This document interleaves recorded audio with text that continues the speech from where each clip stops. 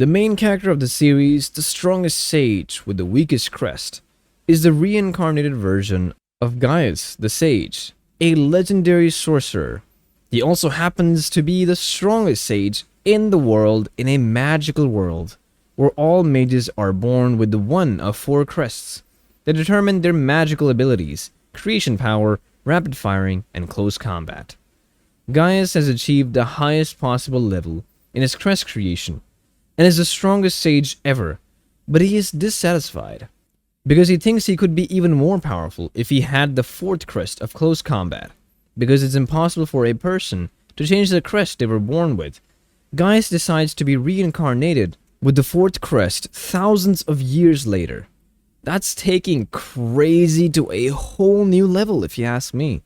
Anyway, Gaius is reborn as Matthias Hildesheimer in a small peaceful town. He is now a 6-year-old boy and the third son of a duke's family, and has attained the mark of the crest of close combat, which he's always desired.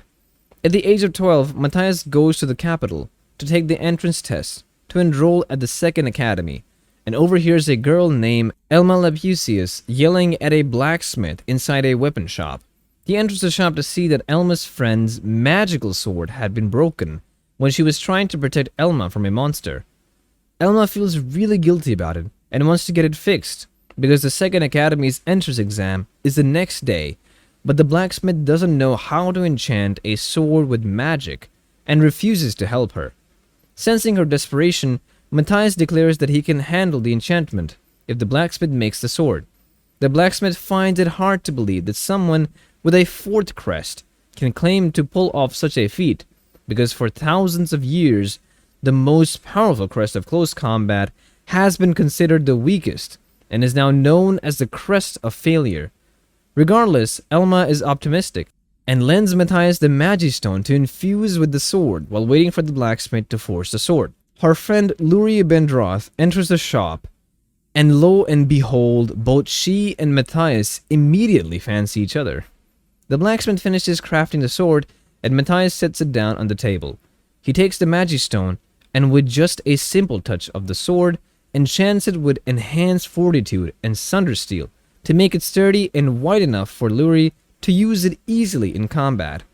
All of them are shocked at how quickly Matthias was able to enchant the sword without uttering any incantations. Lurie decides to test it with some practice swings, but she ends up slicing the table with just the tip alone, proving that the magic worked. The next day, Matthias meets the girls again when they go to take the entrance exam for second academy. Lurie passes the swordsmanship part of the test brilliantly with her new sword. Upon hearing that Matthias was the one to enchant it, the captain of the Knights Order of Guile decides to test him, and tells him if he can handle Guile's attacks, he will endorse his admission regardless of other test scores. Of course, Matthias happily takes up the challenge and disarms Guile in an instant.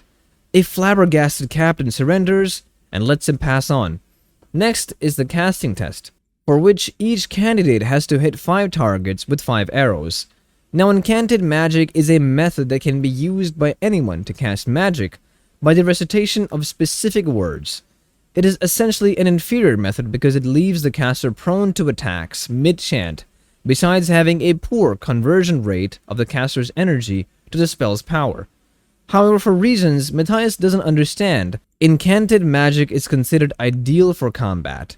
Moreover, the crest of creation, which is highly compatible with incanted magic, is also known as the crest of glory in this era, and Matthias decides to make use of another strategy. His crest of close combat, which is known as the crest of failure, is best for wordless chants and has a short range. Matthias casts a wordless spell that hits all 5 targets at once, but it also happens to destroy most of the school's ground due to his lack of precision. Everyone stares in shock at the power of wordless chants for the first time. Matthias, Alma, and Lurie pass their entrance exams and become classmates. The next day, the headmaster of the second academies addresses the students and picks Matthias out from the audience to tell him to drop by his office. Matthias freaks out and he prepares himself for the worst, but to his surprise, the headmaster praises him for his prodigious skills, swordsmanship, and wordless spell. He tells Matthias that wordless magic is a lost craft, and that the first Royal Academy had systematically removed wordless magic from everything. But now Headmaster Edward wants to revive it, and he asks Matthias to teach the students wordless spellcasting in time for the inter-school competition. And so, Matthias starts teaching students basic techniques. Soon enough, most of them get a hang of it. The day of the inter-school competition arrives a month later, and Matthias senses the presence of someone with 10 times more magical power, equal to demon-level power. He walks into the area to see 3 First Academy opponents, and immediately recognizes that the one in the middle, it is actually a demon in disguise as a student called Devilis, and is a source of the magic power he'd sensed earlier. The demon even has a fake crest to make him appear human. The 2 fighters on either side attack first, but their incantations are too slow, and Matthias takes them down with a wordless spell. Only the demon student is left, and he activates his spell before pretending to chant the incantation, but the spectators notice and wonder what is going on. Matthias slashes his sword in combat against the demon, and exposes the demon had infiltrated the First Academy thousands of years ago, and systematically denounced the powerful crest of close combat over time, so the humans would become reliant on the weaker form of enchanting magic. As the students try to evacuate, the demon tries to flee, but Matthias cuts one of his wings off and defeats him, which earns him an invitation to the king's palace. Matthias requests the right to use all the resources in the kingdom's dungeon. In Gaius' time, dungeons were the most valuable asset of a kingdom, as they contained precious magical ores and monster artifacts. The king grants him access, and then asks him for his opinion on the sudden disappearance of the kingdom's chosen ones, a title given to exceptionally strong mages, and Matthias deduces that all of them were demons in disguise, and they choose to flee once the student in First Academy was exposed, since their cover has been blown. Matthias believes they will be preparing for a full-blown attack on the kingdom, and his best guess is that they have about 3 months until this attack. Matthias tells the king that a magical barrier is needed to protect the city, and it can be made in a month by the Second Academy students. He also recommends that they be taught wordless magic, and the king consents, and makes him the kingdom's leader in the fight against the demons. Later on, Matthias goes to the treasury to look for the divine-level magical artifacts needed for the preparation of the barrier, and he notices a particular sword. He recognizes it as one of the magical swords he'd made in his previous life, and takes it with a blue pendant that he's also made in his previous life. The pendant can increase the gains from experience points. After searching the entire treasury, Matthias still needs more items, and decides to go to the dungeons to look for them. At school, he invites Elma and Luri to go to the dungeons with him. He enchants Elma's bow and arrow with wordless magic. Matthias uses the first floor to train Elma and Luri. He praises their quick progress and teamwork, and builds a safe area for them to rest. He also goes to the 25th floor to retrieve the adamantite ore that is needed for the barrier. Elma is in disbelief because the furthest anyone has gone is the 23rd floor, which was a 30-man party led by Gaius, the god of magic. Matthias is confused but chalks it up to coincidence. He goes down to the deeper floors until he finds rocks containing adamantite, but detects the presence of a strong monster and guesses it must be a 4 boss. Considering it was his first test with the crest of close combat, Matthias charges towards the aura and battles the monster and kills it. He and the girls go to one of the city's guilds to sell the head of the monster and magic stone.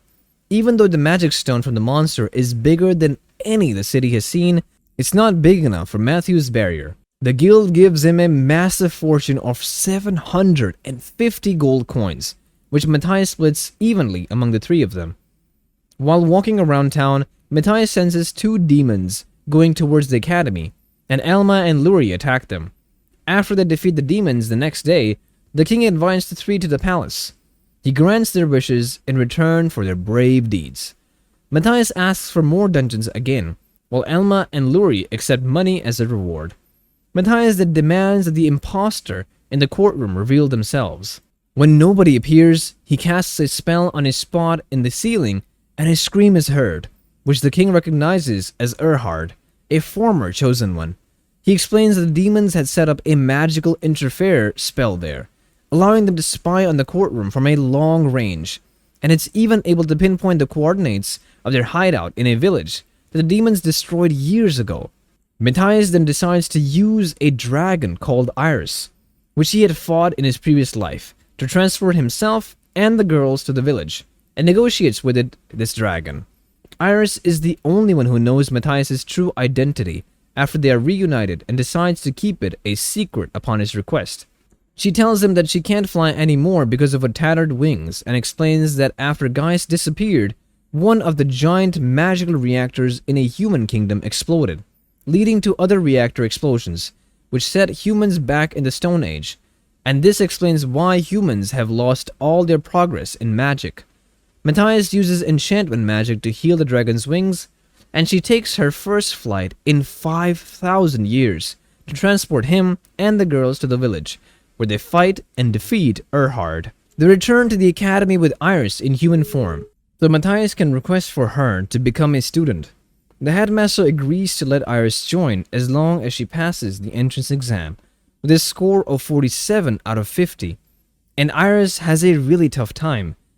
Eventually, more people are now adopting wordless magic, and the barrier will soon be made to protect the kingdom from demons. Once everything is completed, he plans to leave the city to further his own agenda.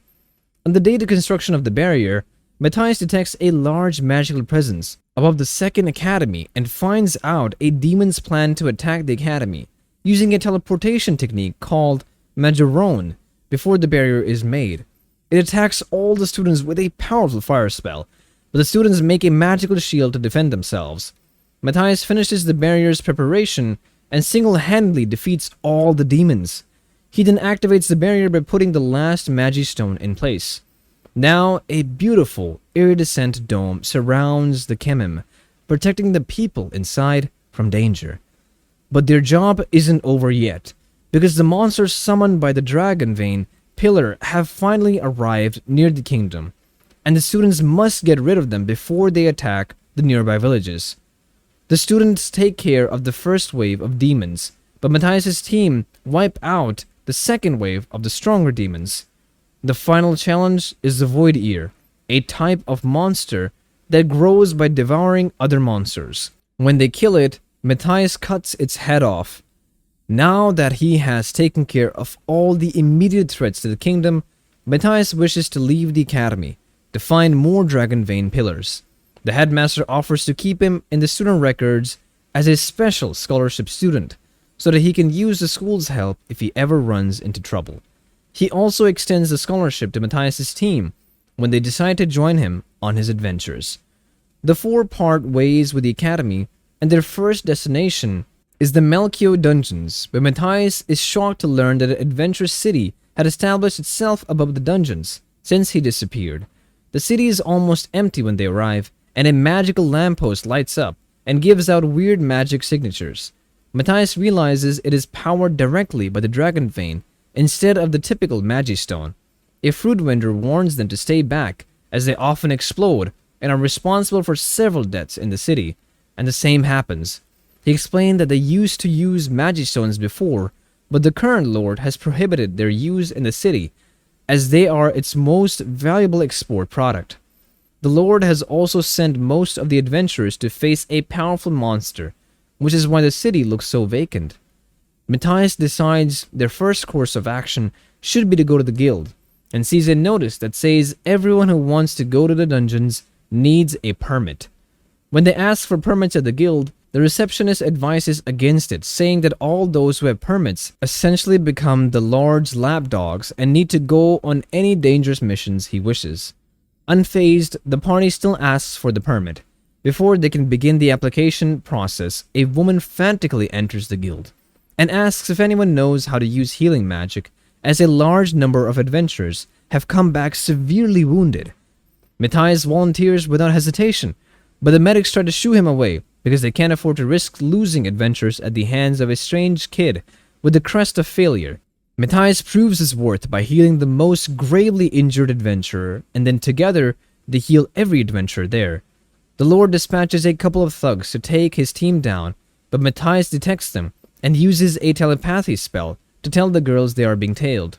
They confront the goons, who then capture Matthias as a hostage, threatening to kill him. the weakest member if they don't agree to serve the Lord, but Iris defeats them all without any weapons. Eventually, demons use the dragon vein to summon a horde of monsters, and the team has 2 hours until the monsters come and ravage the city, before which they have to defeat the demons controlling the dragon vein pillar. They go into the dungeons to access the demon vein and detect demon magical signatures on a wine. Matthias takes Luri with nullifying their magic with their enhancement, while Elma and Iris keep monsters away from Luri in the city.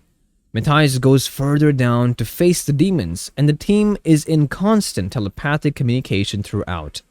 With 1 hour left until the monsters arrive, Luri traces the demonic magical flow and starts trying to counteract it.